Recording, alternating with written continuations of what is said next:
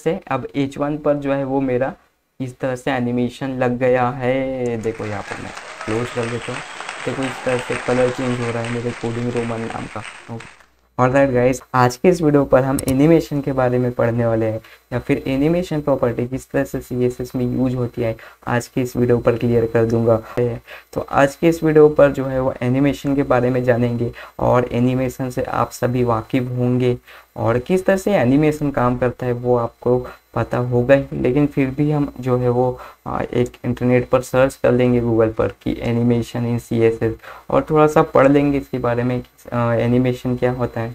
तो W3 school है, blog spot है, animate.com है, ये बहुत सारे जो है वो अपने अपने तरीके से जो है वो CSS के बारे में, एनिमेशन प्रॉपर्टी के बारे में बताते हैं। मैं एक दो वेबसाइट सिंपली यहाँ पर खोल लेता हूँ, और सिंपली यहाँ पर हम पढ़ लेंगे क्या होती है और कौन सी प्रॉपर्टीज़ है जो एनिमेशन के दौरान यूज किया जाता है वो। ठीक है, तो यहाँ पर है बहुत सारी प्रॉपर्टी, तो मैं सिंपली ये वाला ही यूज करेंगे। ठीक है, तो एनिमेशन प्रॉपर्टी क्या करता है, विदाउट जावास्क्रिप्ट लगाए हम जो है वो एनिमेशन प्रॉपर्टी CSS में यूज कर सकते हैं। और ये जो है वो उसके कुछ क्लासेस है, प्रॉपर्टीज़ है, जैसे ट्रांजिशन प्रॉपर्टी, ड्यूरेशन है, टाइमिंग फंक्शन है, डिले है, ये हम पढ़ने वाले, ये आपको बताऊंगा कि इस तरह से होता है। और इन्होंने देखो जावास्क्रिप्ट पे लगाया है कि ऑनलाइन पर उन्होंने ऑन क्लिक पर एक जो है वो स्टाइल करके रखा है, और वो ऑन क्लिक पर जो है वो चलाते हैं वो एनिमेशन। ठीक है, तो ये सारी चीज़ें किस तरह से करते हैं मैं चाहता हूँ कि आप थोड़ा सा जो है वो गूगल कर लो एनिमेशन के बारे में। मैं प्रैक्टिकली बताने वाला हूँ किस तरह से एनिमेशन करते हैं। तो विदाउट वेस्टिंग टाइम मैं चल रहा हूँ अभी अपने VS कोड पर, और यहाँ से जो है वो अपना हम जो है वो देखने वाले कि किस तरह से एनिमेशन करते हैं। सिंपली यहाँ पर न्यू फाइल बना रहा हूँ मैं tut33.html नाम की, और यहाँ से जो है हम देखेंगे। मैं अगर Shift 1 प्रेस करता हूँ तो यहाँ पर एक एक्सक्लेमेशन मार्क करके अगर टैब प्रेस करता हूँ तो यहाँ पर मुझे मिल जाएगा। और यहाँ पर आज हम देखने वाले हैं एनिमेशन प्रॉपर्टी के बारे में। ठीक है, तो ये हो गया एनिमेशन, और यहाँ पर हम लिख लिए प्रॉपर्टी, ये हमारा हो गया टाइटल। अब यहाँ पर बॉडी पर आऊँगा मैं सिंपली, और लिख लूँगा यहाँ पर H1 पर दी एनिमेशन प्रॉपर्टी, यहाँ पर लिख लूँगा। ठीक है, the animation, okay, animation property, okay. और सिंपली इसे अगर गो लाइव करता हूँ मैं तो सिंपली हमारा फाइल रन हो जाएगा, और ब्राउज़र पर ही इसे चेक कर लेंगे एक बार कि ये रन हो रहा है कि नहीं। ठीक है, तो ये बहुत ज़्यादा जो है वो बड़ा है, तो इसको मैं रीसेट करता हूँ, और सिंपल इस तरह से जो है हमारा ये फाइल चल चुका है। फिर से कोड पर चलेंगे, इसको फाइल को मैं हटा देता हूँ और सिंपली इसे जूम कर देता हूँ आपके कंफर्टेबल के लिए। ओके, कंफर्टनेस के लिए इतना आप कंफर्टेबल होंगे। अभी ये हटा देता हूँ थोड़ी देर के लिए। अभी क्या करूँगा, मैं सिंपली एक डिव लूँगा, और ओके चलो डिव ले लिया हमने। अब यहाँ पर क्या करूँगा, एक आईडी दे दूँगा। आईडी का नाम मैं क्या रख लूँगा, आप कुछ भी रख सकते हो, टेस्ट रख सकते हो, डेमो रख सकते हो। मैं सिंपली यहाँ पर एनिमेट करके रखूँगा। एनिमेट करके हमने एक आईडी दे दी है। अब इसके अंदर मैं कुछ भी नहीं रखने वाला हूँ, कुछ नाम नहीं लिखने वाला हूँ, कुछ भी नहीं डालने वाला। सिंपली इसको हम स्टाइल करेंगे यहाँ पर।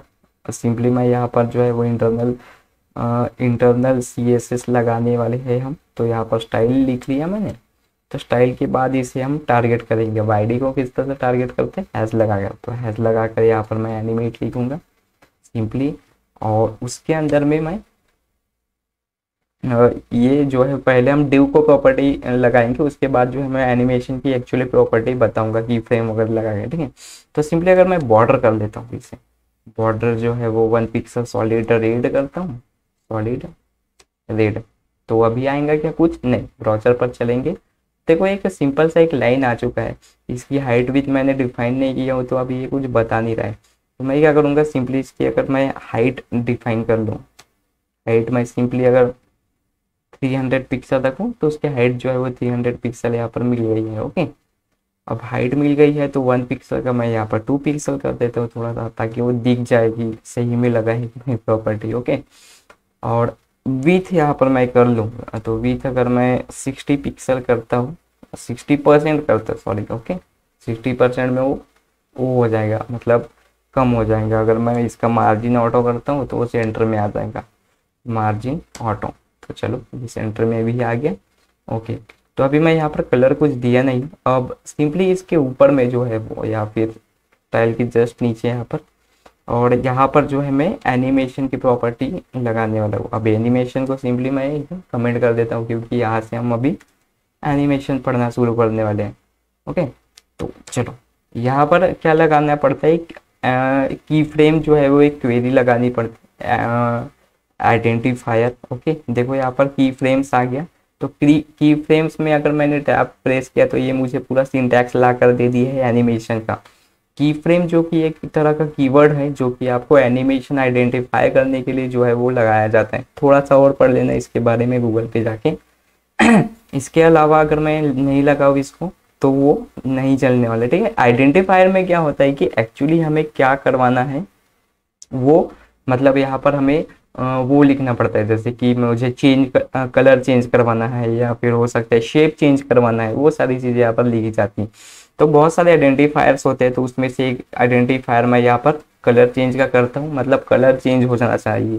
तो अभी तो कुछ हुआ नहीं है, क्यों? क्योंकि सिर्फ मैंने यहाँ पर आइडेंटिफायर डाला हूँ और इसके अंदर मैंने कुछ भी डिफाइन नहीं किया हो कि एक्चुअली क्या होना चाहिए हमारे एनिमेशन के साथ। थोड़ा सा मैं माइनस करता हूँ ताकि मेरा कोड भी आपको दिखते रहे, ठीक है। तो ये देखो, ये आईडी हम लोग कहाँ पर डिफाइन किए, यहाँ नीचे में। अभी मुझे क्या करना है, चेंज कलर की यहाँ पर सिंपली मुझे यहाँ पर वो करना है।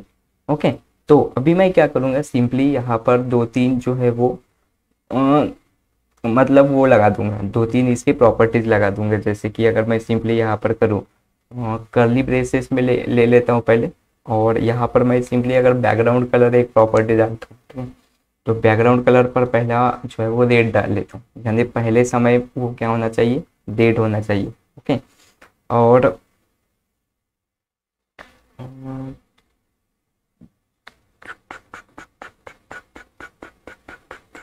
ओके, तो ओके 0, तो यहाँ पर मुझे डालना पड़ेगा 0%। यहाँ पर डाल, सॉरी,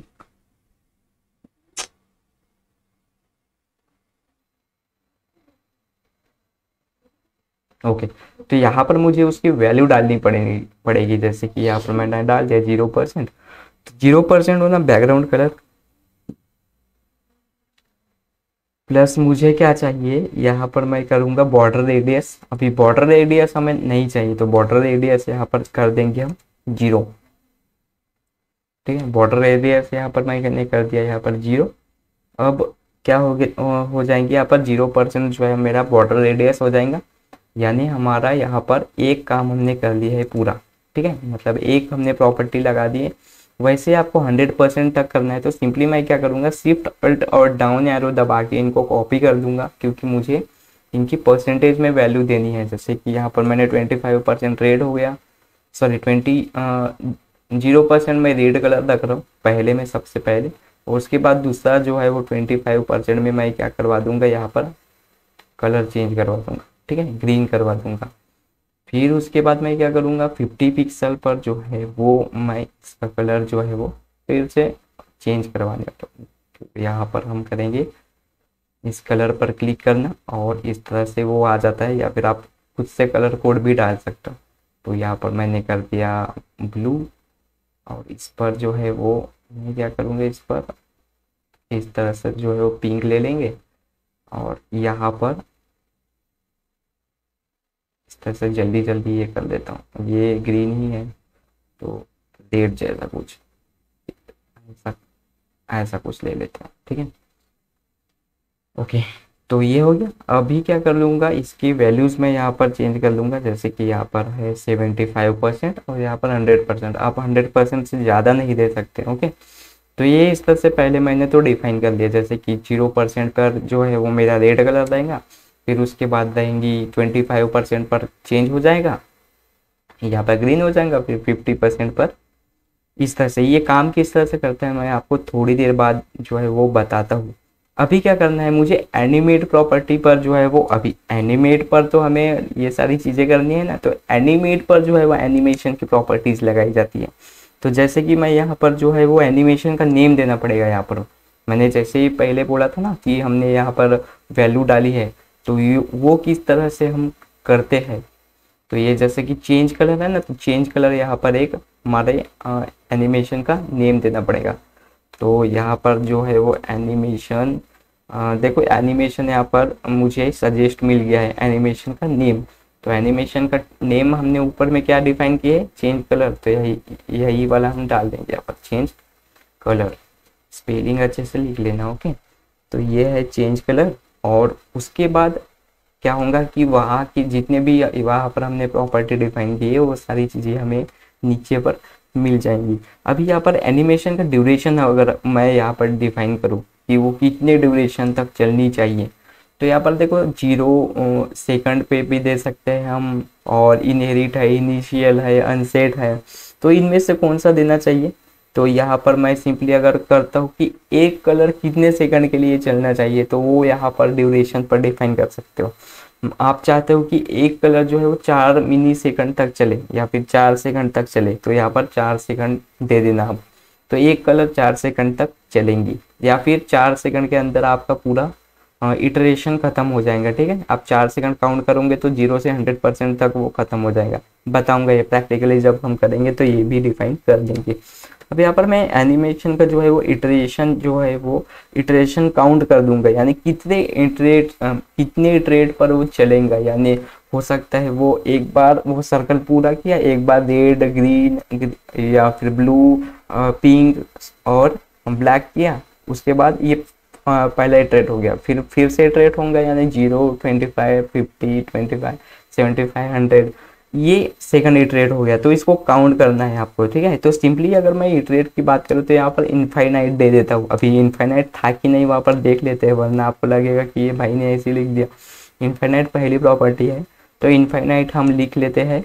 और इनफाइनाइट का मतलब होता है कि इसकी कोई वैल्यू नहीं है, आप कितने बार भी चला दो उसको प्रॉपर्टी। ओके, तो ये हो गया इनफाइनाइट। अभी हम करेंगे सिंपली लास्ट एक जो बच गया है वो एनिमेशन की टाइमिंग। बहुत ज़रूरी है कि कितने टाइमिंग तक जो है वो चलेंगी। तो एनिमेशन टाइमिंग फंक्शन जो है वो एक रहता है। ठीक है, तो एनिमेशन की टाइमिंग फंक्शन यहाँ पर डाल देना। आप जो है वो सिंपली क्यूबिक बेजियर डाल सकते हो, कैलकुलेशन डाल सकते हो, नन डाल सकते हो, ये सारी चीज़ें आप यहाँ पर कर सकते हो। ठीक है, तो सिंपली मैं क्या करूँगा, यहाँ पर कैलकुलेशन करूँगा, यानी कितने टाइम तक चलेगा वगैरह वगैरह। तो एनिमेशन की टाइमिंग यहाँ पर आप कैलकुलेटर जैसे 2 बार करूँगे तो 2 बार ही वो इटरेट होगा, यानी 2 बार ही वो चलेगा। ठीक है, तो सिंपली अगर मैं टाइमिंग फंक्शन पर अगर मैं नन कर लेता हूँ, ठीक है, नन, तो नन चलेगा कि नहीं देखते हैं। अभी ये प्रॉपर्टी तो थी नहीं वैसे वहाँ पर, बट देख लेंगे कि सारी चीज़ें होती है कि नहीं। अब सिंपली क्या करूँगा, मेरे लाइव सर्वर पर जाऊँगा और ये काम कर रहा है कि नहीं हमारा ड्यू, वो देख लेते हैं। तो यहाँ पर आया और सिंपली अगर मैं यहाँ पर इसको रिफ्रेश किया तो कुछ हुआ नहीं। ठीक है, क्यों नहीं हुआ देखते हैं। ये चेंज कलर वाली प्रॉपर्टी को उठा के मैं यहाँ पर डालता हूँ। ठीक है, क्योंकि हमारा नेम गलत हो गया था, अभी चलेगा। ओके, तो देखो इस तरह से चल रहा है और हमारा इटरेशन यहाँ पर चल रहा है। ओके, तो इस तरह से मैंने जो है वो अपना वैल्यू जो है वो मैंने नन वो किया था। क्या किया था मैंने, फिर से जाके देख लेते हैं। यहाँ पर इनफाइनाइट किया काउंट, तो यहाँ पर देखो कोई भी काउंट नहीं हो रहा है। वो फिर से ब्लैक हो रहा है, फिर से पिंक हो रहा है, फिर से येलो हो रहा है, फिर से रेड हो रहा है, सारी चीज़ें हैं। तो इस तरह से आप एनिमेशन प्रॉपर्टी लगा सकते हो किसी भी शेप पर, किसी भी टेक्स्ट पर, किसी भी ड्यू पर। ठीक है, तो मैंने अभी सिर्फ सिंपली ड्यू पर लगा कर दिखाया हुआ आपको। हम जो है वो अपने इस टेक्स्ट पर भी लगा सकते हैं। टेक्स्ट पर भी किस तरह से एनिमेशन प्रॉपर्टी लगाते हैं वो भी बताता हूँ आपको। तो अभी देखो मैंने एनिमेशन टाइमिंग जो है वो फंक्शन, टाइमिंग फंक्शन यहाँ पर मैंने क्या कर दिया हूँ कि सिंपली नन कर दिया हो। तो टाइमिंग फंक्शन को आप चेंज भी कर सकते हो सिंपली। ओके, तो अभी मैं क्या करूँगा कि इसका काउंट को हम कैलकुलेट करेंगे। ठीक है, इनफाइनाइट लगाए थे ना हमने, तो यहाँ पर हम कैल्क वाला फंक्शन चला देंगे। ये जो कैल्क लिखा है ना, तो वो तो अगर मैं 2 बार करूँगा ना, तो यहाँ पर जाएंगे जैसे ही, तो यहाँ पर 2 बार होगा और वो ऑटोमेटिक बंद हो जाएंगे, यानी रेड पर आकर रुक जाएगा वो। ठीक है, 2 बार इटरेशन चला, अभी जो है वो रुक गया। ओके, तो इस तरह से जो है वो कैलकुलेशन का फंक्शन काम करता है। तो आपको एनिमेशन आप चाहते हो कि आपकी वेबसाइट पर लगातार चलते ही रहे, तो यहाँ पर आप सिंपली क्या कर दोगे, इनफाइनाइट फंक्शन चला दोगे। तो इस तरह से जो है वो एनिमेशन फंक्शन चलाया जाता है। अभी हम टेक्स्ट पर भी करके देखते हैं, टेक्स्ट पर किस तरह से करेंगे। तो मैं क्या करूँगा यहाँ पर, ये जो H1 है ना, तो H1 पर द एनिमेशन प्रॉपर्टी है ना, उस पर हम नाम लिख देंगे अपने चैनल का, जो कि है कोडिंग रोमन। तो यहाँ पर लिख दूंगा और सिंपली यहाँ पर हमारा नाम चेंज हो जाएगा। तो इसको क्या करूँगा मैं, H1 प्रॉपर्टी को, H1 प्रॉपर्टी को हम दे देंगे, सॉरी ठीक है, H1 प्रॉपर्टी को मैं क्या कर दूंगा, यहाँ पर प्रॉपर्टी दे देंगे हम, जो भी प्रॉपर्टी हम इसको दिए थे वो H1 को दे दूंगा मैं, क्योंकि अभी ड्यू नहीं रखने वाला हूँ, तो मैं H1 को भी यहाँ से हटा दूंगा। अभी सिंपली मैं एनिमेट के जगह क्या कर दूंगा, H1 मेरी प्रॉपर्टी वैल्यू डाल दूंगा। अभी क्या करूंगा मैं, मार्जिन ऑटो रखता हूँ, हाइट विथ बॉर्डर ये हटा देता हूँ, क्योंकि ये मेरी ड्यू नहीं है तो इसलिए हटा दिया। और अभी क्या करूंगा, ये जो बैकग्राउंड कलर है ना, तो बैकग्राउंड कलर में से सभी बैकग्राउंड को हटा दूंगा, सिर्फ कलर रखूंगा। कलर रेड होना चाहिए, ग्रीन होना चाहिए, येलो, ब्लू, सॉरी येलो तो नहीं है, ब्लू है, पिंक है। ओके, तो इनमें से क्या करूंगा मैं, सिंपली यहाँ पर कर्सर रखूंगा और इसको सिलेक्ट करूंगा बैकग्राउंड को, और control D D D D अगर आप करोगे तो जितने भी आपके हैं तो वो सारे हो जाएंगे सिलेक्ट। ओके, लेकिन मैंने अच्छे से नहीं किया, फिर से यहाँ पर करूंगा सिलेक्ट बैकग्राउंड को और कंट्रोल डी करेंगे हम, और सिंपली यहाँ से सभी बैकग्राउंड को हटा दूंगा मैं। ओके, 0%, 25% और 50, 75, 100, तो ये हो गया। बॉर्डर रेडियस रखोगे नहीं रखोगे नो प्रॉब्लम। तो इस तरह से अब H1 पर जो है वो मेरा इस तरह से एनिमेशन लग गया है। देखो यहाँ पर मैं क्लोज कर देता हूँ, देखो इस तरह से कलर चेंज हो रहा है मेरे कोडिंग रोमन नाम का। ओके, तो इस तरह से आप टेक्स्ट पर भी जो है वो एनिमेशन लगा सकते हो। आई होप यह वीडियो आपको पसंद आई होगी या फिर मज़ा आया होगा आज के इस ट्यूटोरियल पर। किस तरह से एनिमेशन प्रॉपर्टी यूज करते हैं मुझे बताना था आज की इस वीडियो पर। तो आई होप यह आपको समझ में आ गया होगा। अब भी मैं चाहता हूँ कि आप जाओ एक्सप्लोर करो ये की फ्रेम क्या होता है। मैंने आपको यहाँ पर जो है वो एक्सप्लेन नहीं किया। तो देखो की फ्रेम क्या होता है, तो की frame is a animation software, sorry in animation software में क्या होता है कि CSS and most other tools that enable you to animate something. Keyframes are the mechanism that we use to assign animation states to timestamp along a timeline. तो एक तरह का वो क्या है, वो टाइम स्टैम्प जैसे एक सॉफ्टवेयर है CSS का, जो कि यूज करवाया जाता है टाइम की फ्रेम। ओके, तो इस तरह से है ये सारी चीज़ें हैं। और key frame, now you can what a key frame is, that knowledge should help you understand how the CSS keyframe rule work. Here is a basic rule to step. ठीक है, तो ये इस तरह से है। कुछ और एडवांस चीज़ें है, ट्रांसफॉर्म भी है यहाँ पर। तो मैं चाहता हूँ ये सारी चीज़ें आप पढ़ो और जो है वो एनिमेशन इस तरह से बनाकर दिखाओ, मुझे बताओ कमेंट पर। ओके, तो चलिए मिलते हैं नेक्स्ट वीडियो पर। तब तक के लिए कोडिंग करते रहिएगा आप, और मेरे चैनल को भी विजिट कर लेना एक बार। ठीक है, और ये जो वीडियो, ये प्लेलिस्ट को आप जो है वो बुकमार्क कर लो। तो चलिए मिलते हैं नेक्स्ट वीडियो पर। तब तक के लिए कोडिंग करते रहिएगा and thanks guys for watching this video.